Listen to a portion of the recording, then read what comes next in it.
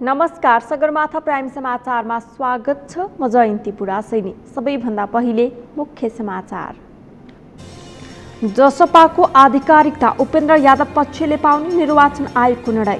महन्त ठाकुर पक्षलाई नयाँ दल दर्ताका लागि आह्वान।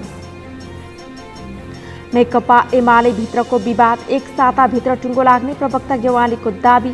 पार्टी एकताका लागि थप प्रयास गर्ने माधव पक्षको निर्णय। धनगढी र कृष्णपुर जोड्ने पुल निर्माण सुरु भएको 7 वर्षमा पनि काम पूरा भएन। ठेकेदारको चरम लापरवाही, नियामक निकाय नै मौन। ट्युनिसियाका राष्ट्रपतिद्वारा प्रधानमन्त्रीलाई पदमुक्त गर्दै संसद निलम्बन। कोरोना महामारी नियन्त्रण गर्न नसकेको आरोप। र नेपाली राष्ट्रिय महिला फुटबल टिम एएफसी महिला एसियन कप फुटबल छनौटको तयारीमा। खेलाडीहरू बन्द प्रशिक्षणमा व्यस्त।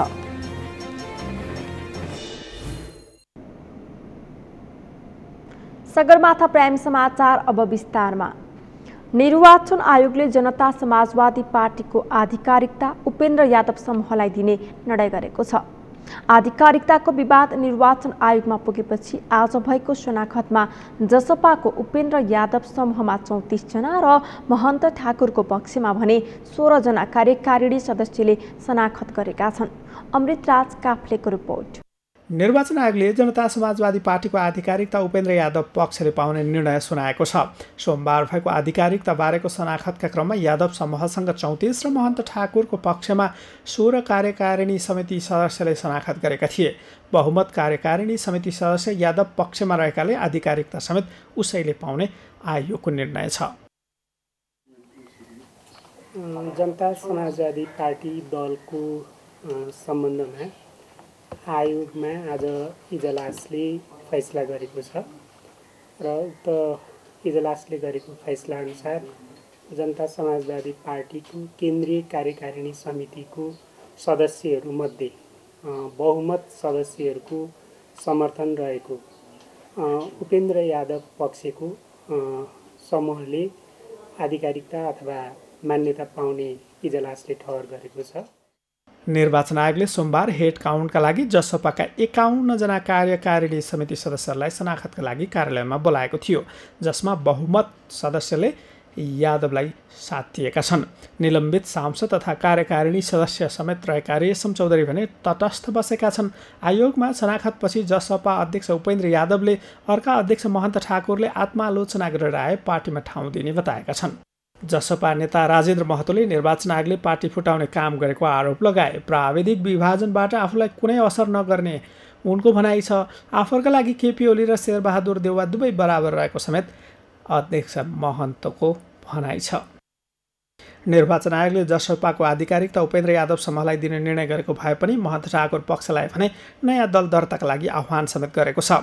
अब उपेन्द्र यादव समूहको जसपाले कारबाही गर्यो भने चाहिँ ठाकुर पक्षमा रहेका सांसदहरूको पद समेत जाने सम्भावना छ। सगरमाथा टेलिभिजनका लागि क्यामेरामा केशव तिमिल सिन्हाका साथमा अमृतराज काफ्ले, काठमाडौँ। नेकपा एमालेका प्रवक्ता प्रदीप कुमार गेवालीले 1 हप्ताभित्र पार्टीभित्र देखिएको विवाद टुङ्गो लाग्ने बताउनु भएको छ। पाल्पामा पार्टी अगुवा कार्यकर्तालाई सम्बोधन गर्दै प्रवक्ता गेवालीले कार्यदलले तयार पारेको 10 बुँदेभित्र रहेर एकताको छिनोफानो हुने बताउनुभयो। माधव नेपाल लगायतका नेताहरूलाई अब धेरै दिन कुरेर नबस्ने बताउँदै प्रवक्ता गेवालीले एकताका लागि सबैलाई ढोका खुल्ला राखेर अगाडि बढ्ने बताउनुभयो। उल्लेख गर्दै र त्यसप्रति साथीहरूले भित्रैदेखि दिनदेखि त्यसलाई रियलाइज गराएर पार्टी एकतालाई चाहिँ जोगाउँ भनेर प्रयत्नहरू भइरहेका छन्। कार्यदलमा हिजो रहेका साथीहरूको प्रायः सबैको त्यही खालको प्रयास छ। तर माधवसँग रहनुभएका कतिपय साथीहरू एउटा एक्सट्रिममा पुगेको म देख्छु। कुनै पनि हालतमा एकता सुन्नै नचाहने यही खालको छ। तर सबैको त्यस्तो स्थिति छैन। त्यसो भएको हुनाले अब एकताका निम्ति प्रयासहरू जारी छन्। यो ठ्याक्कै कुनै बिन्दुमा पुगेर रोकिन्छ भन्न सकिँदैन। निकै लामो समयसम्म चाहिँ जाँदैन, त्यो एउटा यथार्थ हो र धेरै लामो समयसम्म यस्तो अन्यल राख्नु पनि हुँदैन। सत्ता गठबन्धनले एमालेलाई कमजोर बनाएर राष्ट्रिय राजनीतिलाई गलत दिशामा लैजान खोजे पनि एमालेले त्यसो हुन नदिने प्रवक्ता गेवालीले बताउनुभयो। उहाँले सर्वोच्च अदालतको फैसला गलत, संविधान विपरीत, संविधानको गलत व्याख्या भएकोले कार्यकर्ताहरूलाई भण्डाफोर अभियान सञ्चालन गर्न निर्देशन दिनुभएको छ।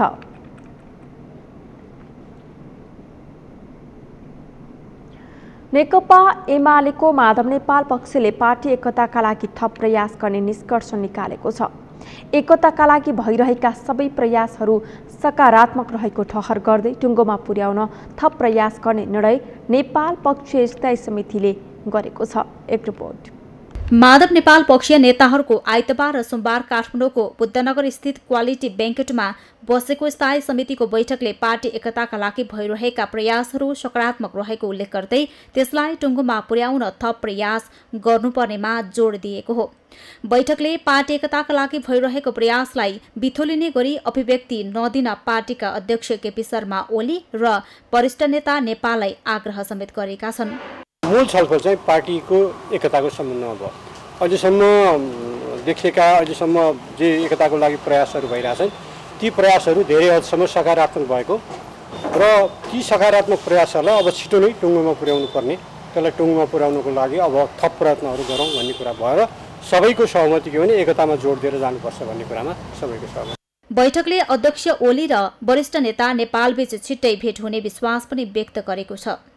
शीर्ष नेताहरूलाई भेटघाटका लागि आग्रह गरिएको पनि नेता पन्थले जानकारी दिए। पार्टीलाई एकताबद्ध बनाउँदै देशव्यापी रूपमा सशक्त ढङ्गले अघि बढ्न आफूहरू तयार रहेको उनले बताए। मूल कुरा पार्टीको एकता हो। नेकपा एमालेका देशभरिका कार्यकर्ताहरू, नेकपा एमालेका मतदाताहरू र मुलुकको राष्ट्रियता र लोकतन्त्रलाई माया गर्ने जनताहरू नेकपा एमालेको एकता चाहन्छन् भन्ने कुरालाई हामीले आत्मबोध गरेका छौँ, हामीले बोध गरेका छौँ। त्यसैले एकताको दिशातर्फ हामी गम्भीरताका साथ अगाडि बढ्नुपर्छ र एकतालाई सफल पार्नुपर्छ। बैठकमा संविधानको रक्षा, प्रतिनिधि सभाको पुनर्स्थापनासँगै यसको काम कारबाहीलाई प्रभावकारी रूपमा कसरी अगाडि बढाउने भन्ने विषयमा पनि नेताहरूले छलफल गरेका थिए। जनता समाजवादी पार्टीका सांसद रेशम चौधरी पार्टीको आधिकारिकता विवादमा तटस्थ बस्नु भएको छ। जसपाको आधिकारिकता विवाद निरूपणका लागि आज दिउँसो हस्ताक्षर शनाखत गर्न निर्वाचन आयोग पुग्नुभएका सांसद चौधरीले मूल पार्टी जसपा भएकोले कसैको पक्षमा पनि भोट हाल्न आफ्नो नैतिकताले नदिने भन्दै आफू तटस्थ बसेको बताउनु भएको हो। इमानदार कार्यकर्ता हो र म जनता समाजवादी पार्टीबाट सदस्य भएर निर्वाचन गरेको हुँ। त्यसै अनुसार कैलाली क्षेत्रबाट निर्वाचित पनि म तीनटा कुरा तपाईहरु समक्ष भरेर जान चाहन्छु। एउटा कुरा मेरा दुईटा अध्यक्ष पट्टीलाई र विशेषतः जो साथीले म विजय प्राप्त गरेको छु भनेर भन्नुभएको छ त्यो वर्गलाई पनि मेरो एउटा सुझाव छ। महाभारतको युद्धमा भीष्म पितामहलाई थाहा थियो तर पनि उनी दुर्योधनका पक्ष लिएर लडाईँ लड्न बाध्य भए। युधिष्ठिर र अर्जुनले युद्ध जित्छन् भन्ने उहाँलाई थाहा थियो तथापि उहाँ दुर्योधनको पक्षमा उभिनु। तर एउटा निष्ठाका कारण, युद्धको नियमका कारणले मैले तपाईँलाई बाण हान्नु पर्यो, क्षमा पाऊँ भीष्म पितामहजी भनेर भन्नुहुन्थ्यो। मेरो पार्टीमा मेरा अध्यक्ष महोदयहरूमा अत्यन्त श्रद्धा लाग्छ मलाई महन्त ठाकुरप्रति। उहाँ हाम्रो लागि अत्यन्त आदर र सम्मानको पात्र हुनुहुन्छ। कसैले एक पक्षले बाजी बार्ला, कसैले हार्ला, तर जिन्दगीभरि कमाएको निष्ठाको लागि म महन्त ठाकुरप्रति भीष्म पितामहको एउटा दर्जा कायम गरिदिनु हुन र गएर मैले के गर्नुपर्छ, मैले जितिनँ, हामी मिल्नुपर्छ, हामी एक हुनुपर्छ भन्ने धारणा राख्नुपर्दछ। आज जेलबाट यस निर्वाचन आयोगमा आएर पक्ष र विपक्षको शनाखत गर्न मेरो नियत र नैतिकताले दिएन। मेरो लागि पक्ष जसपा हो, विपक्ष पनि जसपा हो। म जसपाको एउटा कार्यकर्ता हो। आज राजनीतिक मुद्दाका कारणले म जेल बस्नु परेको छ। मेरो मुद्दामा मेरो राजनैतिक दल, मेरो पार्टी कतिको लडिरहेको छ त्यो उहाँहरूको दृष्टिकोण होला। अर्को कुरा, कठघरामा उभिएर जति सत्य बके पनि न्याय पाऊँ भन्दै हजुर सयौं पटक झुके पनि निरीह ठान्दा रहेछन् शिर निहुराएपछि। दोषी ठहराउँदा रहेछन् चुप लागेर बसेपछि श्रीमान न्याय देऊ, हामीलाई क्षमा चाहिँदैन, दोषीलाई दण्ड देऊ तर निर्दोषीलाई थुन्न पाइँदैन। आफ्नो एकमात्र एजेन्डा न्याय भएको बताउँदै सांसद चौधरीले आफू पार्टीको वफादार सिपाही भएको र आफ्नो लागि महन्त ठाकुर भीष्म पिता सरह भएको बताउनुभयो।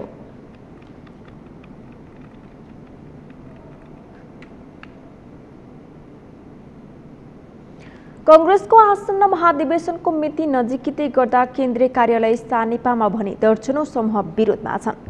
क्रियाशील सदस्यता वितरणमा समस्या देखिएको भन्दै पार्टी कार्यालयमा 12 जिल्लाका सबै निर्वाचन क्षेत्रसँगै धनुषा र कैलालीका नेताहरू समेत अनसनमा बसेका छन्। अमृत राज काफ्लेको रिपोर्ट।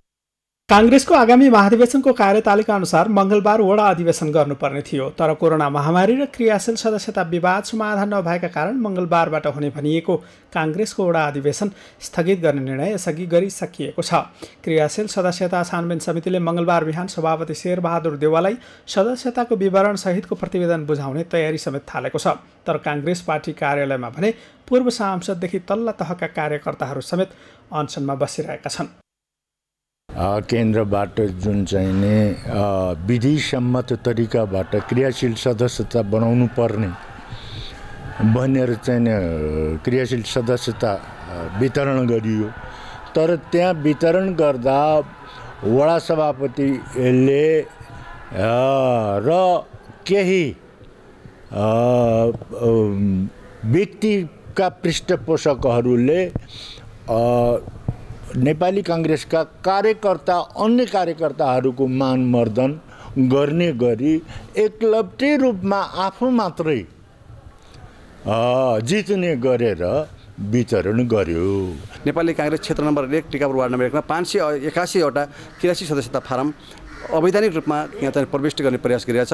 त्यसले त्यो हामीले सूचना पाइसकेपछि हामीले त्यहाँ कहीँ न कहीँ यो चाहिँ यसमा छानबिन समितिका सदस्यहरू पनि गम्भीर नदेखिएपछि हामी यहाँ अनसन बस्न बाध्य भएका हौँ। कांग्रेसले गठन गरेको क्रियाशील सदस्यता छानबिन समितिले 12 र 70 जिल्लाको विवाद समाधान गर्न नसक्ने भन्दै 2 जिल्ला सहित अनेकै स्थानको सदस्यता टुङ्ग्याउन केन्द्रीय समितिमा पठाउने तयारी गरेको छ। 12 मा कांग्रेसको नयाँ क्रियाशील सदस्यताका बारेमा देखिएको विवादका कारण पुरानै प्रतिनिधि राखेर अघि बढ्ने तयारी गरिएको छ। तर 12 का कांग्रेस कार्यकर्ताहरू भने विगत 16 दिनदेखि पार्टी कार्यालयमा धरना दिइरहेका छन्। हामी सांसद जस्तो मान्छेलाई हाम्रा पूर्व सांसद लालबाबु सिंहको रिन्युअल गरिदिएन, पूर्व जीविस सभापतिको रिन्युअल गरिदिएन, यही हुनुहुन्छ संविधान सभा सदस्य लालबाबु सिंह, नेवी सङ्घका सहमहामन्त्रीको रिन्युअल गरिदिएन, जिल्ला कार्य समितिको सदस्यको रिन्युअल गरिदिएन र पनि 12 जिल्लाको 3 वटा क्षेत्रमा जुन हाम्रो केन्द्रीय विधान छ निर्देशिका छ त्यसको विपरीतमा सोझै इन्ट्री गरिदिया छ। वार्ड सभापतिहरूको सिग्नेचर गराएको छैन। खास गरी 12 को क्षेत्र नम्बर 1 र मेरो क्षेत्र नम्बर 2 मा हामीसँग 13 जना सभापतिहरू अहिले यहाँ उपलब्ध हुनुहुन्छ। कृत्य जलसाज सही गरेर सबैसँग सही गराएर सबै रित पुर्याएर ल्याएको भनेर भनेको। त्यसबाहेक धनुषामा क्रियाशील सदस्यता वितरणमा अर्को पक्षले मनोमानी गरेको भन्दै नेताहरू आमरण अनसनमा बसेको समेत 9 दिन पुगिसकेको छ। तर आमरण अनसनमा बसेका नेता कार्यकर्ताहरूसँग कांग्रेसले बनाएको वार्ता समितिले छलफल भने गरिरहेको छ। हाम्रो माग हो जिल्ला छानबिन समितिको जो सर्वसम्मत निर्णय यो विषयलाई लिएर धनुषा जिल्ला 1 र धनुषा जिल्ला 4 को क्रियाशील सदस्यतामा भएको विवादलाई लिएर जो रिपोर्ट केन्द्रमा दिएको छ त्यसको गहन अध्ययन गरियोस्, त्यसलाई प्रमुख आधार मानेर राम्ररी छानबिन गरेर एउटा हामीलाई निर्णय दियोस्। त्यसबाहेक कैलालीको एउटा तहमा यसअघिको चुनावमा कांग्रेसका पक्षमा आएको मतभन्दा धेरै क्रियाशील सदस्यता वितरण गर्न खोजेको भन्दै त्यहाँका स्थानीय नेताहरू समेत धरनामा छन्। हामी कैलाली क्षेत्रमा जति पनि साथीहरू छौँ, पुराना जो वास्तविक कांग्रेस हो त्यो हामी सम्पूर्ण साथीहरूलाई जो टिकापुर वार्ड नम्बर 1 को सदस्यता वितरण भएको छ त्यो नितान्त गलत, नितान्त विधि पुगेको छैन। हामी स्थानीय निर्वाचनमा त्यहाँ 2000 भोट पाएको पार्टीले र क्रियाशील सदस्य 700 पहिले नै छन्। अहिले फेरि त्यो 600 एकलौटी रूपमा कसैलाई हामी सबैलाई त्यहाँ महासमिति सदस्य, क्षेत्रीय सभापति, नगर सभापति, हरेक महत्त्वपूर्ण मान्छेहरू कसैलाई नबोलाइकन यो अब आउने 14औं महाधिवेशनको चुनाव जित्ने उद्देश्यले मात्रै भएको क्रियाशील सदस्यका बारेमा हामीले पटक पटक उजुरी हाल्यौँ, हरेक ठाउँमा उजुरी राख्यौँ। यो धरना बस्नको मूल कारण के हो भनेदेखि चाहिँ नेपाली काङ्ग्रेसको विधि र पद्धति अनुसार नेपाली काङ्ग्रेसको क्रियाशील फारम भर्ने सिलसिलामा जसरी विगतका वर्षहरूमा नेपाली काङ्ग्रेसको क्रियाशील फारम भर्दै गर्दा नेपाली काङ्ग्रेसको क्रियाशील भरिसकेपछि महासमिति, महाधिवेशन प्रतिनिधि, वडा प्रतिनिधिहरू सबैजना राखेर त्यो भेलामा राखेर यी क्रियाशीलहरू सही छन् कि छैनन् भनेर त्यहाँ व्यापक रूपमा छलफल गरिन्थ्यो विगतको वर्षहरूमा। अहिले त्यस्तो नभएर केही मानिसहरूले पार्टी अफिस बन्द गरेर झ्यालबाट फारम भरेर आफ्ना मानिसहरूलाई त्यहाँ क्रियाशील सदस्यता नभएका, मतदाता नामावलीमा पनि नाम पनि नभएका अन्य जिल्लाहरूका मान्छेहरूलाई हामीले हेर्दै गर्दाखेरि त्यस्ता मान्छेहरू भेट्टायौँ। अनसन गर्ने सवालमा आएका छौँ कि अब क्रियाशील विवाद वार्ड नम्बर 1 मा भएका कारणले अब न्याय गरोस् पार्टीको चाहिँ के भने नेतृत्वले चाहिँ भन्ने हिसाबले नै हामी दबाब सिर्जना गर्न आएका छौँ होइन। अब यो लडाइँ भनेको चाहिँ के भने अरूसँग होइन, पार्टीभित्रकै एउटै पक्षभित्रका साथीहरूको बिचमा हो। तर यो परिस्थिति जो सिर्जना भयो वास्तवमा नहुनु पर्ने हो होइन, सिर्जना भयो तर यसलाई चाहिँ के भनेपछि एक किनारा लागोस् भन्ने हामी सबैको चाहिँ के भनेपछि भावना छ। काङ्ग्रेसले क्रियाशील सदस्यताको विषयलाई लिएर पार्टी कार्यालयमा धरना र प्रदर्शन गरिरहेका नेताहरूसँग छलफल गरेर समस्या समाधान गर्न भन्दै सहमहामन्त्री डाक्टर प्रकाश शरण महतलाई जिम्मा समेत दिएको छ, तर समस्या भने समाधान हुन सकेको छैन। सगरमाथा टेलिभिजनका लागि क्यामेरामा प्रकाश कुँवरका साथमा अमृतराज काफले, काठमाडौँ। डिपोर्टेसन सेन्टर मार्फत फिर्ता भएका, जेलमुक्त भएका र बेखर्ची भई नेपाल फर्किएका नेपाली नागरिकहरूलाई लाग्ने क्वारेन्टाइन खर्च नेपाल सरकारले बिहोर्ने भएको छ। सोमबार सिंहदरबारमा बसेको मन्त्री परिषदको बैठकले गरेको निर्णय सुनाउँदै सरकारका प्रवक्ता तथा कानुन मन्त्री ज्ञानेन्द्र बहादुर कार्कीले डिपोर्टेसन सेन्टर मार्फत फिर्ता भएका, जेलमुक्त भएका र बेखर्ची भई नेपाल फर्केका नेपाली नागरिकहरूलाई लाग्ने क्वारेन्टिन खर्च नेपाल सरकारले बिहोर्ने बताउनुभयो। त्यस्तै सरकारले क्वारेन्टिनका लागि आवश्यक प्रबन्ध मिलाउने काम श्रम, रोजगार तथा सामाजिक सुरक्षा मन्त्रालयले गर्ने र यसका लागि आवश्यक रकम अर्थ मन्त्रालयले निकासा गर्ने निर्णय गरिएको छ। बैठकमा राष्ट्र ऋण 5औं संशोधन नियमावली 2078 र ऋणको प्राथमिक तथा दोस्रो बजार तेस्रो संशोधन नियमावली 2078 स्वीकृत गरी विश्वव्यापी समूहको अन्तर्राष्ट्रिय विकास संस्था मार्फत आयोजना सञ्चालन गर्न ऋण स्वरूप प्राप्त हुने अमेरिकी डलर 60 मिलियन बराबरको ऋण सहायता स्वीकार गरेको छ। मन्त्री परिषदले सत्य निरूपण तथा मेलमिलाप आयोगको केन्द्रीय कार्यालयका लागि 35 जना, सोही आयोगको प्रादेशिक मुकाम कार्यालयका लागि 21 जना र बेपत्ता पारिएका व्यक्ति छानबिन आयोगका लागि 23 जना, राजपत्राङ्कित कर्मचारीको अस्थायी दरबन्दी आयोगको म्याद समाप्त भए स्वतः खारेज हुने गरी चालु आर्थिक वर्ष 2078-79 को लागि स्वीकृत गरिएको सरकारका प्रवक्ता कार्कीले बताउनुभयो।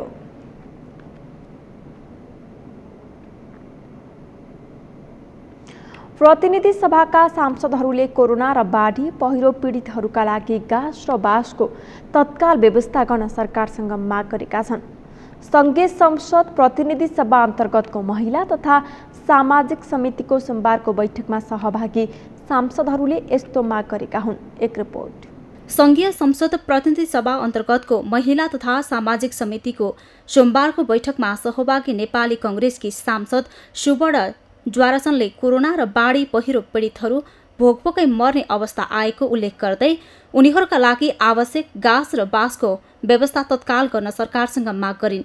सांसद ज्वाराचनले समितिले पनि बाढी पहिरो र कोरोना अति प्रभावित क्षेत्रको अनुगमन गरी उनीहरूलाई राहत दिन सरकारलाई सचेत गराउन ढिलाइ गर्न नहुने जोड दिइन्। अनुरोध गर्छु भने हामीले यी चाहिने विस्थापित भएका मान्छेहरू, कोरोनाले मरेका छन् र बाँचेका मान्छेहरू, बाढी पीडितमा परेका मान्छेहरू, बाँस छैन, गाँस छैन, त्यो अवस्था छ, त्यो सबै जानेको कुरा। त्यस कारणले अब तिनीहरूको लागि हामीले केही गर्न सकिन्छ कि त्यो कुरो चाहिँ नि हाम्रो माननीय सभापतिज्यूले त्यो सोच्नुहोस्, बनाउनुहोस्। हामी साथ दिन तयार छौँ। कहाँ जानुपर्छ सरकारलाई माग्न पर्यो, त्यो सरकारले ढुकुटीमा राख्ने कि गरिब खान पाउने। नेकपा एमालेकी सांसद एवं पूर्व मन्त्री थम्माया थापाले कोरोनाको तेस्रो लहर आउन नदिन सरकारलाई सचेत गराइन्। बालबालिकाहरू दुर्व्यसनमा फस्ने क्रम कोरोना कालमा झनै बढ्दै गएको उल्लेख गर्दै उनले त्यसो हुन नदिन सरकार सहज हुनुपर्ने पनि स्पष्ट पारिन्। र त्यस्तोको साथसाथै अब यो बालबालिका तेस्रो लहरमा बालबालिकाहरूलाई असर पार्ने जुन खालको कुरो आएको छ यो वास्तविक कुरा के हो, यसबारेमा सरकारको तयारी के छ, स्वास्थ्य मन्त्रालयको तयारी के छ, स्वास्थ्य मन्त्रालयलाई बोलाएर त्यस्तै विज्ञहरूलाई पनि बोलाएर छलफल गर्नुपर्छ भन्ने मलाई लाग्छ। त्यस्तै किसिमबाट अब हाम्रो यो समितिबाट अध्ययन भ्रमण गर्ने भनेर हामीले एउटा टोली बनाएका थियौँ होइन, त्यो पनि अब बिचमै त्यत्तिकै उस भएको छ, त्यसलाई पनि निरन्तर दिनुपर्छ भन्ने लाग्छ। अब समितिकी अर्का सदस्य एवं कांग्रेस सांसद हीरा गुरुङले बालबालिकाहरूमाथि बलात्कारपछि हत्या गर्ने क्रम बढिरहेकोमा आक्रोश व्यक्त गर्दै पीडितलाई न्याय दिने काममा ढिलाइ नगर्न सरकारको गम्भीर ध्यान आकर्षण गराइन्। उनले बलात्कारपछि हत्या गरिएकी निर्मला पन्थको परिवारले अझै न्याय नपाएको दृष्टान्त समितिको बैठकमा पेश गर्दै पीडितलाई न्याय दिने काममा सरकार गम्भीर नभएको आरोप समेत लगाइन्। यसरी महिलाहरू निर्मला मात्रै नभइकन निर्मलाको हत्या पछाडि चाहिँ बलात्कार पछाडि हत्या भएको 3 वर्ष हुँदै गर्दाखेरि पनि अहिलेसम्म न्याय नपाएको अवस्था र त्यो निर्मला सँगसँगै हजारौँ छोरीहरूले हजारौँ चेलीहरूले निर्मलाले जस्तै नै ज्यान गुमाउनु परेको अवस्था हामीले देखिरहेछौँ, सुनिरहेछौँ। अब कसैले न्याय पाए भने कसैले त अहिलेसम्म न्याय पाएका छैनन्। त्यस्तो हत्याराहरू पत्तो लगाउन र उनीहरूलाई कानुनी घेरामा ल्याउनु हामीले कडा रूपमा चाहिँ यो समिति उत्रिनुपर्छ। बैठकमा अमृता थापा मगर, विमला विश्वकर्मा लगायतका सांसदहरूले सामाजिक कलङ्कको रूपमा रहेको छाउपडी प्रथा, बोक्सी, दाइजो दिने जस्ता कुप्रथाको अन्त्य गर्न सामाजिक अभियान नै चलाएर अघि बढ्न सरकारको ध्यान आकर्षण गराएका थिए। सगरमाथा प्राइम समाचारमा एकैछिन विश्रामपछि धनगढी र कृष्णपुर जोड्ने पुल निर्माण सुरु भएको 7 वर्षमा पनि काम पूरा भएन। ठेकेदारको चरम लापरवाही, नियामक निकाय मौन। इन्डोनेसियाका राष्ट्रपतिद्वारा प्रधानमन्त्रीलाई पदमुक्त गर्दै संसद निलम्बन। कोरोना महामारी नियन्त्रण गर्न नसकेको आरोप। र नेपाली राष्ट्रिय महिला फुटबल टिम एएफसी महिला एसियन कप फुटबल छनौटको तयारीमा, खेलाडीहरू बन्द प्रशिक्षणमा व्यस्त। विश्रामपछि पुनः स्वागत छ। अब बाँकी समाचार। स्वास्थ्य तथा जनसङ्ख्या राज्य मन्त्री उमेश श्रेष्ठले सरकारको पहिलो प्राथमिकता कोभिड-19 विरुद्धको खोप उपलब्ध गराउने भएको बताएका छन्। अनुदान, ऋण वा किनेरै भए पनि सबै नेपालीलाई खोप उपलब्ध गराउने मन्त्री श्रेष्ठले प्रतिबद्धता जनाए। एक रिपोर्ट। सोमबार प्रतिनिधि सभा अन्तर्गतको शिक्षा तथा स्वास्थ्य समितिमा राज्य मन्त्री उमेश श्रेष्ठले सरकारको प्राथमिकता कोभिड-19 विरुद्धको खोप उपलब्ध गराउने भएकाले अनुदान, ऋण अथवा किनेरै भए पनि सबै नेपालीलाई खोप उपलब्ध गराउने बताए। उनले आइतबार एडीबी र विश्व ब्याङ्कसँग ऋण लिनको लागि हस्ताक्षर गरेको पनि जानकारी दिए। अहिले भएको हाम्रा कमी कमजोरीहरूलाई सुधार गर्ने व्यवस्थापकीय कमी कमजोरीहरूलाई जसमा लाइन देखिया छ, सर्टिफिकेसनको लागि पनि त्यहाँ धेरै ठुल्ठुलो लाइन भएको हुँदाखेरि अहिले नै यहाँ चाहिँ मन्त्रालयबाट के भएको छ भन्दाखेरि जिल्लाबाट पनि दिन सकिने। सर्टिफिकेसन भनेको खोप कार्डलाई नै त्यसलाई भ्यालिड गरिदियो भने भइहाल्यो, वा जिल्लाबाट गएर ठाउँमा अहिले 5 ठाउँ भएको ठाउँमा 20 ठाउँमा बनाऊ। अझै खोप केन्द्र पनि हामीसित जति खोप यहाँ चाहिँ स्टक छ त्यो यहाँ नराख्नु। राज्य मन्त्री श्रेष्ठले कुन कुन ठाउँबाट खोप दिँदैछ भन्ने सम्बन्धमा मन्त्रालयमा कल सेन्टर स्थापना गर्न निर्देशन दिइसकेको बताए। कोभिड विरुद्धको खोप लगाएको प्रमाणित गर्न धेरै भिड भएको भन्दै उनले सबै जिल्लाहरूबाट प्रमाणित गर्न सकिने गरी व्यवस्था मिलाउने पनि बताए। त्यसैगरी फ्रन्टलाइनमा काम गर्ने सवारी चालक, सहचालकदेखि शिक्षकहरूलाई खोपको उपलब्ध गराउने बारे पनि उनले बताए। 50 वर्षभन्दा माथिकोलाई जस्तो कि एकदमै फ्रन्ट लाइनमा काम गर्नेहरू त्यसलाई नम्बर 1 प्रायोरिटी राखेर दिनु पर्यो। अहिले लङ रेन्जको हाम्रो चाहिँ बसहरू चलेको छ, त्यो बसका सारा कन्डक्टरदेखि लिएर ड्राइभरदेखि उनीहरूलाई उपलब्ध गराउनु पर्यो। त्यसको अलावा टिचर्सहरू, प्रोफेसरहरू हुन्छन्, उहाँहरूलाई पनि चाहिँ लगाउँदाखेरि कमसेकम चाहिँ 5-10 लाखको चाहिँ हामीलाई आवश्यकता पर्छ। त्यसमा पनि हामीले चाँडोभन्दा चाँडो चाहिँ व्यवस्थापन गर्नु पर्यो। राज्यमन्त्री श्रेष्ठले सबै प्रदेशमा कोभिड-19 को सम्बन्धी हेर्ने गरी प्रदेश स्तरीय अस्पताल बनाउनु आवश्यक रहेको बताए। खोप सेन्टरमा अझै धेरै ठाउँमा विस्तार गरिनुपर्ने उनको भनाइ छ। राज्यमन्त्री श्रेष्ठले कोभिड-19 संक्रमणको तेस्रो लहर आउन सक्ने भएकाले त्यसका लागि तयारी आवश्यक रहेको पनि उल्लेख गरे। त्यसैगरी बैठकमा स्वास्थ्य सचिव लक्ष्मण अर्यालले चैत महिनासम्म 2 करोड 15 लाख खोप उपलब्ध गराउने रोड म्यापको आधारमा काम गरिरहेको बताए। आवश्यक खोप किन्नको लागि प्रक्रिया अगाडि बढिरहेको पनि उनले बताए। अहिलेसम्म हामीले टोटल लक्षित समुदायको करिब 6-7% हामीले 2 डोजको खोप उपलब्ध गराएको छौँ र 15% चाहिँ सिंगल डोजको सम्म खोप उपलब्ध गराएको छौँ। यसको मतलब 14 लाख मान्छेहरूलाई चाहिँ डबल डोज खोप उपलब्ध भइसकेको छ र 34 लाखलाई चाहिँ हामी सिंगल डोज खोप उपलब्ध गराइसकेका छौँ। यो संक्रमण नियन्त्रणको एउटा उपाय भनेको हामीले के सोचेका छौँ भन्दा यो खोप नै महत्त्वपूर्ण यसको एउटा इन्स्ट्रुमेन्ट हो, यसलाई नै प्रयोग गर्नुपर्छ भन्ने हिसाबले हाम्रा योजनाहरू बनाएका छौँ। स्वास्थ्य मन्त्रालय अन्तर्गत स्वास्थ्य आपतकालीन केन्द्रका संयोजक डाक्टर गुणराज लोहनीले हालसम्म कोभिड-19 विरुद्धको खोप पहिलो मात्रा 34,05,154 जनालाई लगाइएको र 14,30,416 जनालाई दुवै मात्रा खोप लगाइएको बताए। उनले वैदेशिक अनुदानमा चीन सरकारबाट 18 लाख र भारत सरकारबाट 11 लाख मात्र खोप आएको तथा अहिलेसम्म 50 लाख मात्र खरिद गरिएको पनि उनले जानकारी दिए। त्यसमध्ये भारतबाट 10 लाख मात्र कोभिसिल्ड र चीनबाट 32 लाख मात्र भेरोसेल खोप किनिएको पनि उनले स्पष्ट पारे। आउन बाँकी 8 लाख खोप शुक्रबार नेपाल आइपुग्ने पनि उनले जानकारी दिए। खोप सम्बन्धी व्यवस्थामा चाहिँ अब 72% जुन पपुलेसन भन्यौँ हामीले लगाउनु पर्ने 18 वर्ष माथिको कुराहरू गर्दाखेरि त्यो 2 करोड 15 लाख हुन्छ र पछिल्लो समय 12 वर्षदेखि 18 वर्षसम्मको उमेरको मान्छे पनि त्यहाँ 49 लाख त्यो सङ्ख्यामा छ। त्यसले गर्दाखेरि 2 करोड 65 लाख जनसङ्ख्यालाई खोप लगाउने टोटल टार्गेट अहिलेसम्मको साइन्सले विकास गरेपछि पछि बच्चालाई लगाउने कुराहरू अध्ययनले बताउला। अहिलेको चाहिँ 2 करोड 65 लाख जनसङ्ख्यालाई खोप लगाउनु पनि हाम्रो दायित्व रहेको छ।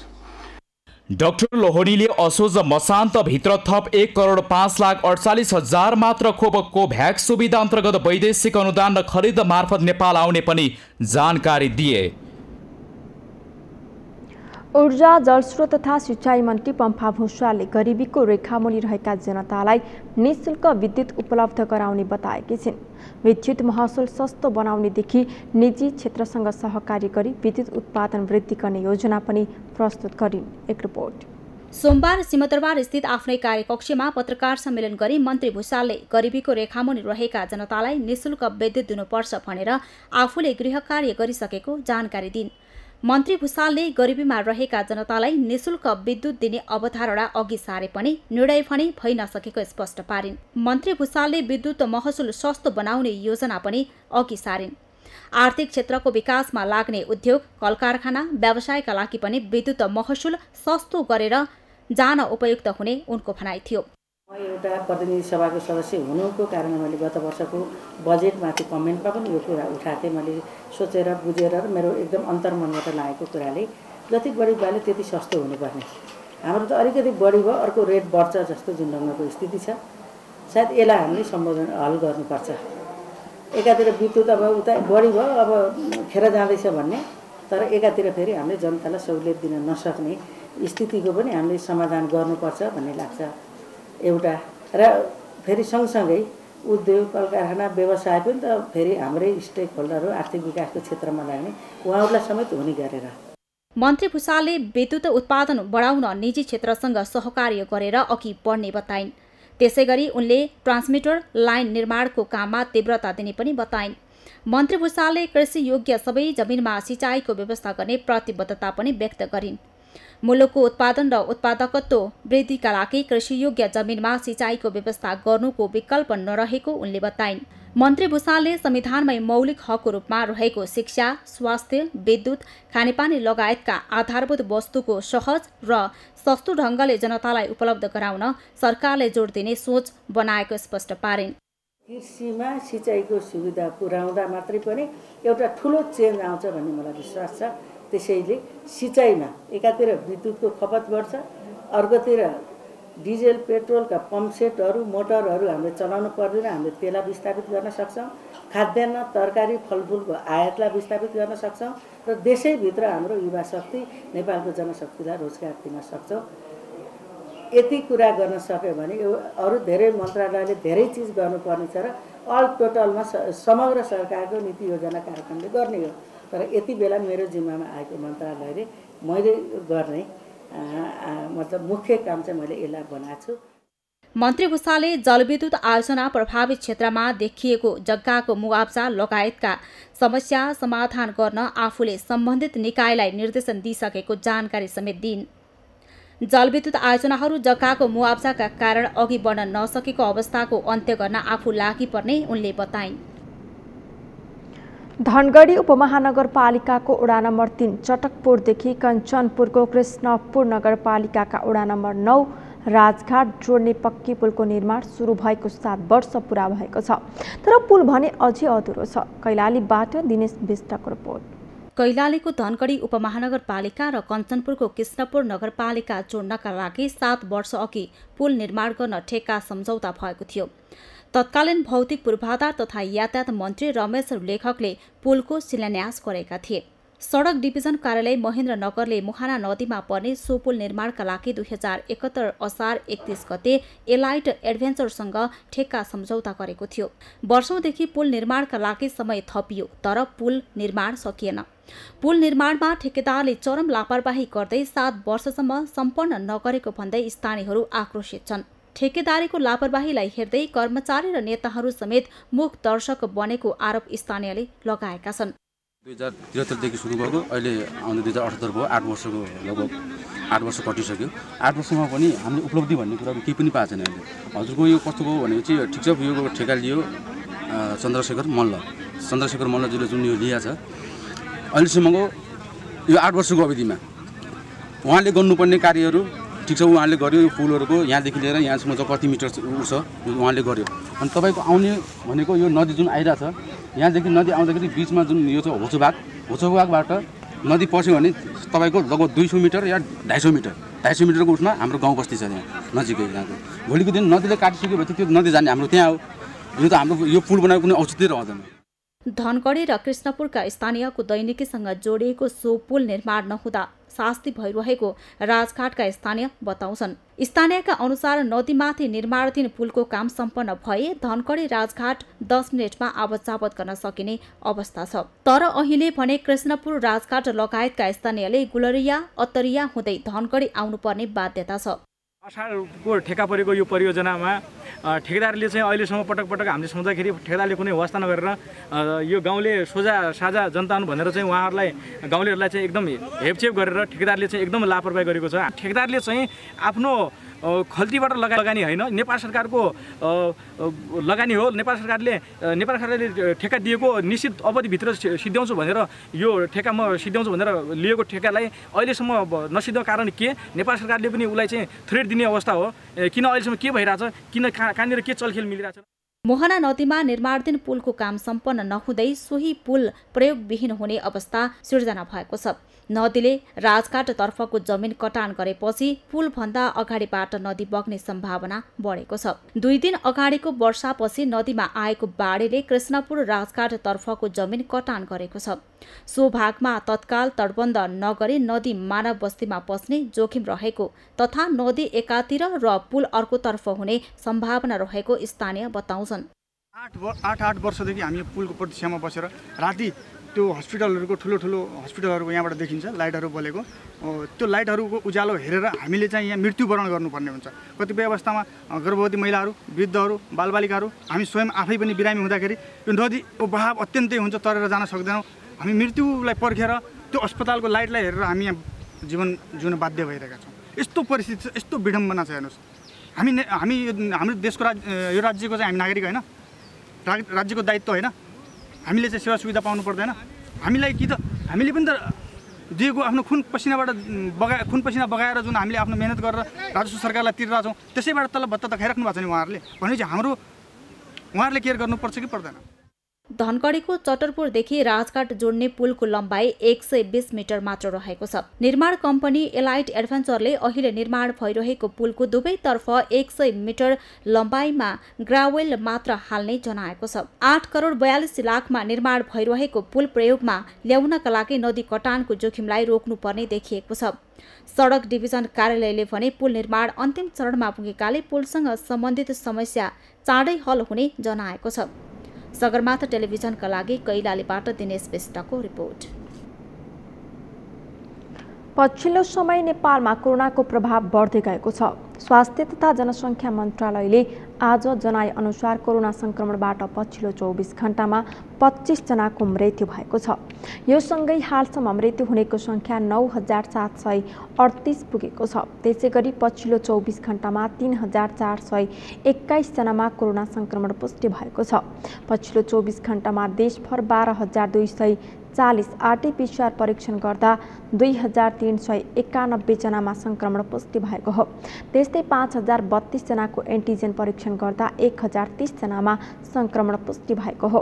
जस अनुसार कुल 17272 जनामा परीक्षण गरिएकोमा 3421 जनामा संक्रमण पुष्टि भएको मन्त्रालयले जनाएको छ।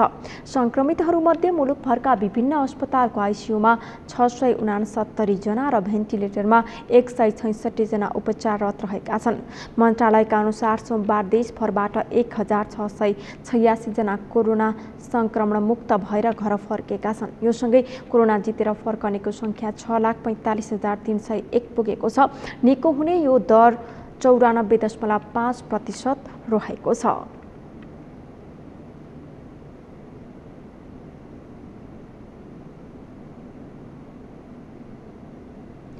गत वैशाख जेठमा अत्याधिक फैलिएको कोभिड-19 संक्रमण बिस्तारै कमजोर हुँदा जनजीवन सामान्यतर्फ उन्मुख भएको छ। संक्रमण दर केही कम हुँदा समय सीमा तोकेर व्यापार व्यवसाय तथा सार्वजनिक सवारी साधन समेत सञ्चालन गर्ने गरी तनहुँमा निषेधाज्ञा खुकुलो बनाउँदै लगिएको हो। नारायण खड्काको रिपोर्ट। निषेधाज्ञालाई खुकुलो बनाउँदै तनहुँ प्रशासनले बिहान 5 देखि अपराह्न 4 बजेसम्म व्यापार व्यवसाय खोल्न दिएको छ। लामो तथा छोटो दूरीमा सञ्चालन हुने सार्वजनिक सवारी साधन बिहान 6 देखि साँझ 6 बजेसम्म सञ्चालन गर्न दिएपछि तनहुँका व्यापारी व्यवसायहरू केही सहज महसुस गरेका छन्। समय सीमा तोकेर व्यवसाय सञ्चालन गर्न दिनुभन्दा सबै क्षेत्रलाई अब निर्बाध रूपमा खुला गरिनुपर्ने तनहुँका व्यवसायहरूको माग छ। कोरोनालाई मास्क प्रयोग गर्ने, सेनिटाइजर प्रयोग गर्ने होइन, पसल खोल्न पाउनु पर्छ, व्यवसाय खोल्नै पर्छ। खुल्लै पुरै खोलाउँदाखेरि मान्छे सीमित व्यक्तिहरू मान्छे आइरहेको हुन्छ। क्षणिक खोल्दाखेरि के देखिन्छ भन्दाखेरि कुनै पनि चिजको कहिले पनि आवश्यकता परिरहेको हुन्छ त्यो मानिसमा त्यो अलिक धेरै फ्लोर धेरै हुन्छ होइन। फ्लोर धेरै हुँदाखेरि मान्छे सङ्क्रमण बढ्ने सम्भावना धेरै देखिन्छ। त्यसलाई के सरकारले पनि अथवा हाम्रो मानिसहरूले के पहल गर्नुपर्छ भन्दाखेरि पसल खोल्नै पर्छ। व्यापार व्यवसाय खोल्नुपर्छ नि भन्ने लाग्छ। रोगले भन्दा भोगले मर्ने भयो। अब सबै व्यापारी पनि खोल्न नै इच्छुक छन्। सचेत चाहिँ हुनु पर्यो। जसले आफूले म यस्तो हुन्छु, मलाई रोग लाग्छु कि भनेर आफैले आफूलाई नै त्यसमा चाहिँ रोगको लागि नियन्त्रण आफूले नै गर्नुपर्छ। नेपाललाई राज्यभरि लकडाउन गरेको जुन थियो, अन्यत्र चाहिँ बिस्तारै खुकुलो भइरहेको छ होइन। यो यसरी 4 बजे 3 बजे भन्दा पनि व्यापार व्यवसायहरू पूर्ण रूपमा खोल्न पर्यो। खोलेर व्यापारीहरूले आफ्नो स्वास्थ्य सामग्रीहरू युज गर्ने, सेनिटाइजरहरू मास्क लगाएर उहाँहरू बस्नुहुन्छ।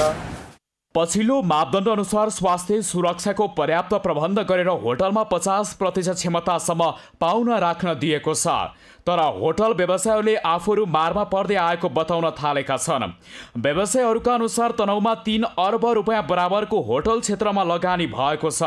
होटल व्यवसायीले मात्र यहाँ 2500 बढीले प्रत्यक्ष रोजगारी पाएको उनीहरू बताउँछन्। तर सरकारले निषेधाज्ञाका नाममा गरेको आंशिक प्रतिबन्धले यस क्षेत्रमा आश्रित हुनेहरूको जीविका नै खोसिएको उनीहरूको गुनासो छ।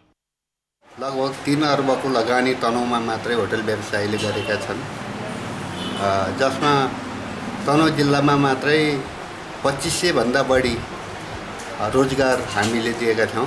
तिनीहरूको रोजगार पनि गुम्ने अवस्था लगभग अब निश्चित जस्तै भइसकेको छ र राज्यलाई हामीले अब धेरै पटक आफ्ना मागहरू, आफ्ना समस्याहरूको विषयमा हामीले कहिले ज्ञापन पत्र त कहिले सिडिओ मार्फत प्रधानमन्त्री, कहिले प्रदेश सरकार, कहिले स्थानीय निकायमा आफ्ना ज्ञापन पत्रहरू आफ्ना मागहरू माग गरिएको र कतैबाट पनि आजसम्म त्यसमा सम्बोधन भएको भन्ने चाहिँ मलाई लाग्दैन।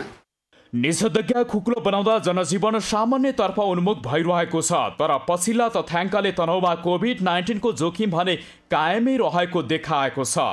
3937 चाहिँ टोटल पोजिटिभ केस थिए, त्यसमा चाहिँ 3482 चाहिँ निको भएर गएका छन् भने अहिलेसम्म हाम्रो सक्रिय सङ्क्रमित भनेको चाहिँ 361 जना मात्रै सङ्क्रमित छन्। त्यसमध्ये 94 जनाको चाहिँ बडा दुःखद निधन भएको छ र यसमा यतिजना मध्येमा सक्रिय सङ्क्रमित मध्येमा कोही चाहिँ हाम्रो होम आइसोलेसन बस्नु भएको छ भने हाम्रो 24 जना चाहिँ अस्पतालमा, जस्तै अब हाम्रो दमौली अस्पताल र जिपीमा गरेर 24 जना चाहिँ आइसोलेसनमा बस्नु भएको छ। उहाँहरूको चाहिँ उपचार कार्य भइरहेको छ। उहाँको चाहिँ अहिलेसम्म आधा जानकारी भएसम्म उहाँको चाहिँ स्वास्थ्य स्थिति सामान्य नै छ। तनहुमा मानिस सहभागी भएर गरिने सभा सम्मेलन, विद्यालय, खेलकुद तथा चलचित्र हल लगायत गतिविधि बाहेक क्रियाकलाप खुल्न गर्न थालिएको छ। लामो तथा छोटो दूरीका सार्वजनिक यातायात पनि सञ्चालन हुन थालेका छन्। निषेधाज्ञा केही खुकुलो भएपछि बढेको भिडभाडले तेस्रो लहरको खतरा विश्लेषण गर्दै तद अनुरूपको तयारी पनि तीव्र पारिएको प्रशासनले जनाएको छ। तर पूर्ण रूपमा हामीले निषेधाज्ञा हटाइसकेको अवस्था चाहिँ छैन। किन भन्दाखेरि अब छिमेकी जिल्लाहरू गोर्खा र स्याङ्जामा समेत चाहिँ यो डेल्टा भेरिएन्ट आयो भन्ने पनि हामीलाई जानकारी आएको र आइसोलेसन केन्द्रहरूलाई चाहिँ त्यसलाई चाहिँ इन्ट्याक्ट राख्न र त्यसका भौतिक सुविधाहरू बढाउँदै जान अब अहिले स्थानीय तहको बजेटको व्यवस्था छ, बेला छ। यो बजेटको व्यवस्थामा पनि ती आइसोलेसन केन्द्रहरूलाई थप साधन सम्पन्न पार्नलाई हामीले अनुरोध पनि गरिरहेका छौँ। दमौली अस्पताललाई हामीले चाहिँ एकदम ठिक अवस्थामा राखिरहेको अवस्था छ। त्यस्तै जिपी कोइरालामा पनि चाहिँ अक्सिजन प्लान्ट जडान हुने अन्तिम अवस्थामा पुगेको अवस्था छ। त्यहाँ पनि एसडियु 25 शैय्या र चाहिँ भेन्टिलेटर सहितको 10 शैय्याको आइसियु पनि तयारीको क्रममै रहेको छ। छिमेकी जिल्ला गोर्खा र स्याङ्जामा डेल्टा भेरिएन्ट सहितको कोरोना संक्रमण देखिएपछि जिल्लामा थप सतर्कता र आवश्यक तयारी गरिएको छ। दमौली अस्पताल, जेपी कोइराला राष्ट्रिय श्वास प्रश्वास उपचार केन्द्रमा आइसियु सहितको कोरोना अस्पताल र सबै स्थानीय पालिकाहरूमा अक्सिजन सहितको आइसोलेसन तयारी अवस्थामा राखिएको छ। सगरमाथा टेलिभिजनका लागि तनहुबाट नारायण खड्काको रिपोर्ट।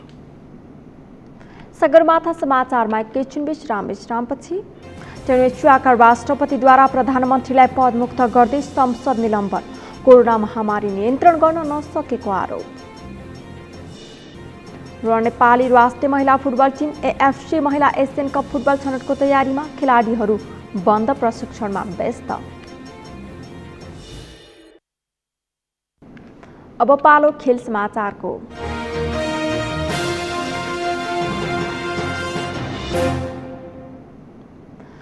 भदौ 28 देखि असोज 9 गतेसम्म नेपालमा आयोजना हुने एएफसी महिला एसियन कप फुटबल 2022 छनौटका लागि नेपाली राष्ट्रिय टोली अहिले बन्द प्रशिक्षणमा छ। समूह एफमा रहेको नेपालले अर्को वर्ष भारतमा हुने प्रतियोगितामा छनौट हुने लक्ष्यसहित तयारीलाई तीव्रता दिएको छ। एक रिपोर्ट। 7 बाटो स्थित एन्फा कम्प्लेक्सको मैदानमा नेपाली टिमले नेपालमा आयोजना हुने एएफसी महिला एसियन कप फुटबल 2022 छनौटका लागि तयारीलाई तीव्रता दिइरहेको हो। मुख्य प्रशिक्षक ग्यारी फिलिपिसले खेलाडीलाई बन्द प्रशिक्षणमा बोलाएका छन्। छनौट चरणको खेल खेल्न लागेको नेपाल समूह एफमा रहेको छ। नेपालको समूहमा फिलिपिन्स र हङकङ रहेका छन्। एसियन कप खेल्ने लक्ष्य नेपाली टोलीले राखेको छ। नेपाली टोलीका लागि ठूलो अवसर भएको भन्दै सहायक प्रशिक्षक अरुणा गुरुङले खेलाडीले मेहनत गरेको बताइन्। यो त ठूलो अपर्च्युनिटी हो, किनभने अब यो विगत जस्तै हामीले खेले हाम्रो पालामा एसियन च्याम्पियनसिप मात्रै खेल्थ्यो। अहिले चाहिँ पछि साफले गर्दाखेरि त्यो एसियनमा चाहिँ जान सकिएन। अहिले यो चाहिँ फर्स्ट अहिले गर्छ। यो चाहिँ बिग अपर्च्युनिटी। चुनौती त टफै छ र पनि अब उनीहरूको न्यू एक्सपिरियन्स पनि हो। आफूभन्दा हाई ऱ्याङ्किङसँग खेल्न पाउँदाखेरि यो नयाँ चाहिँ एक्सपिरियन्स पनि हो। ग्यारी फिलिपिन्स देश बाहिर रहेकाले एन्फाले चेतन घिमिरे, भगवती राणा मगर र अरुणा गुरुङलाई सहायक प्रशिक्षकमा नियुक्ति गरेर तयारीलाई तीव्रता दिइरहेको हो। घरेलु मैदानमा हुने छनौट खेलमा नेपालको लागि नेपाली महिला टोलीले तयारी राम्रो गरिरहेको भन्दै एसियन कपका लागि छनौट हुने आशावादी रहेको कप्तान रेणुका नगरकोटीले बताइन्। टिमको तयारी अब अहिले एकदम राम्रो भइरहेछ। लगभग ट्रेनिङ गरेको हामीले 1 हप्ता जति भयो। सुरुमा चाहिँ अलिक गाह्रो नै भइरहेको थियो किनभने यो कोभिडले गरेर हामी त्यो लिग खेलेकोदेखिबाट कोही पनि ट्रेनिङमा थिएन अहिलेसम्मलाई। एकैचोटि यहीँ नेसनल टिमकै ट्रेनिङमा आएर ट्रेनिङ गरेको, त्यही भएर थोरै गाह्रो चाहिँ भइरहेको थियो, तर अहिले चाहिँ रिकभर भइसक्यो, तयारी एकदम राम्रो हुँदैछ। अब विपक्षी टोलीलाई त अब हामीले कहिले पनि सानो सम्झिनु कुरै आएन होइन। हामीले अब हाम्रो अपोनेन्ट जहिले पनि हामी के भन्छ भने हाम्रो अपोनेन्टलाई हामीले जहिले पनि एकदमै राम्रै सम्झेर खेल्नुपर्छ। अब हामीले हामीभन्दा सानो भनेर हेपेर खेल्ने पनि कुरा आएन। एक त अब ऱ्याङ्किङ वाइज हामीभन्दा माथि नै छ, तर त्यो भनेर फेरि हामी होपलेस भएर आत्तिएर खेल्ने कुरा पनि छैन। हामीले आफ्नो म्याच खेल्ने हो, आफ्नो गेम देखाउने हो, त्यही हो। राम्रो छ, हामीले पनि आफ्नो गेम राम्ररी खेल्न सक्यो भने चाहिँ हामी हार्छै भन्ने चाहिँ छैन। चोटका कारण हाल कतारमा उपचार गराइरहेकी सर्वाधिक गोलकर्ता तथा मुख्य फरवार्ड सावित्र भण्डारी भने टोलीबाट बाहिर हुने छिन्। मुख्य खेलाडी नभए पनि नयाँ खेलाडीको प्रदर्शनबाट प्रतियोगितामा छनौट हुने अर्को खेलाडी पुनम जर्ग मगरले बताइन्। टिमलाई अब सबभन्दा स्ट्रङै सावित्र भण्डारी जस्तो लाग्थ्यो होइन। अब ऊ नभएपछि त अब अलिकति भने नि पहिलाभन्दा अलिकति केही बुझ जस्तो लागिरहेछ। डिफेन्समा त प्रायः सबै नै छ, तर त्यसमा पनि मनमाया लिम्बू पनि छैन नि त योपालि, तर उसलाई कभर गर्ने अर्को प्लेयर पनि आइरहेछ। राष्ट्रिय महिला फुटबल टिमका लागि 3 जना सहायक प्रशिक्षकले मुख्य प्रशिक्षक ग्यारी फिलिपिन्सको निर्देशनमा अभ्यास गरिरहेका छन्। समाचारको अन्त्यमा मुख्य समाचार फेरि एकपटक। जसपाको आधिकारिकता उपेन्द्र यादव पक्षले पाउने निर्वाचन आयोगको निर्णय। महन्त ठाकुर पक्षलाई नयाँ दल दर्ताका लागि आह्वान। नेकपा एमाले भित्रको विवाद 1 साताभित्र टुङ्गो लाग्ने प्रवक्ता गेवालीको दाबी। पार्टी एकताका लागि थप प्रयास गर्ने माधव पक्षको निर्णय। धनगढी र कृष्णपुर जोड्ने पुल निर्माण सुरु भएको 7 वर्षमा पनि काम पूरा भएन। ठेकेदारको चरम लापरवाही, नियामक निकाय मौन। ट्युनिसियाका राष्ट्रपतिद्वारा प्रधानमन्त्रीलाई पदमुक्त गर्दै संसद निलम्बन। कोरोना महामारी नियन्त्रण गर्न नसकेको आरोप। र नेपाली राष्ट्रिय महिला फुटबल टिम एएफसी महिला एसियन कप फुटबल छनौटको तयारीमा। खेलाडीहरू बन्द प्रशिक्षणमा व्यस्त।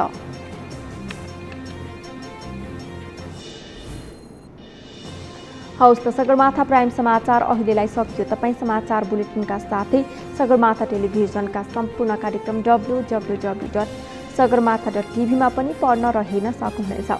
साथै युट्युबमा youtube.com/sagarmatha TV नेपालमा हेर्न सक्नुहुनेछ। तपाईँ हामीलाई फेसबुकमा पनि facebook.com/stv नेपालमा फलो गर्न सक्नुहुनेछ। समाचारको शिखर, नेपालको गौरव, नेपालको पहिलो न्युज च्यानल सगरमाथा टेलिभिजन हेर्दै गर्नुहोला। नमस्कार।